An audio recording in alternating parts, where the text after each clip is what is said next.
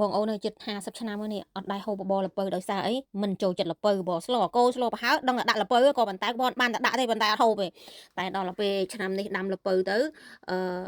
ត្រូវតែហូបល្ពៅដាំរាល់ឆ្នាំប៉ុន្តែមិនដែលយកផ្លែទេដោយសារអីខ្ញុំហូបតែត្រួយឲ្យធៀងអញ្ចឹងឆ្នាំនេះដល់ពេលផ្លែទៅទុកទៅអញ្ចឹងខ្ញុំចិត្តស្បកខ្ញុំកាប់តូចតូចទេហើយខ្ញុំដាំទឹកឲ្យពុះខ្ញុំដាក់ស្ងោនឹងដាក់អំបិលរួចហើយមកត្រាំអាស្គូនេះត្រាំឲ្យលាងឲ្យស្អាតយកទៅដាក់ចូលល្ពៅហើយមើលតែល្ពៅហើយនឹងស្គូនឹងវាឆ្អិនហើយបានខ្ញុំដាក់ខ្ទិះដូងខ្ញុំអត់ចូលចិត្តដាក់ខ្ទិះដូងដាំទេបងប្អូនជាមួយល្ពៅកាលណាខ្ទិះដូងយើងងាស់យូរពេកវាចេញជាតិប្រេងហើយដាក់ស្ករត្នោតមកបងអែមខ្មែរបានស្ករត្នោតបងប្អូនហើយបានឆ្ងាញ់ហើយល្ពៅខ្ញុំនេះឡើងលឿងហើយល្មូតបងប្អូនអើយពីថ្ងៃនេះទៅហូបល្ពៅឲ្យច្រើនតិចឆ្នាំក្រោយដាំម្ដើមទៀតយកផ្លែតែមួយបានហើយខ្ញុំនេះស្រូបខ្ទិះដូងពីលោទៀតមកអូយថ្ងាញ់ថុយម៉ាយ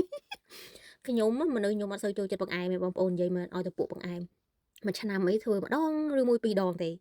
បើនំខ្ញុំចូលចិត្តនំខ្មែរយើងនំគមនំបត់អីមកថារឿងបង្អែមមិនសូវទេអញ្ចឹងវីដេអូមានប៉ុណ្្នឹងឯងបងប្អូនជំរាបលា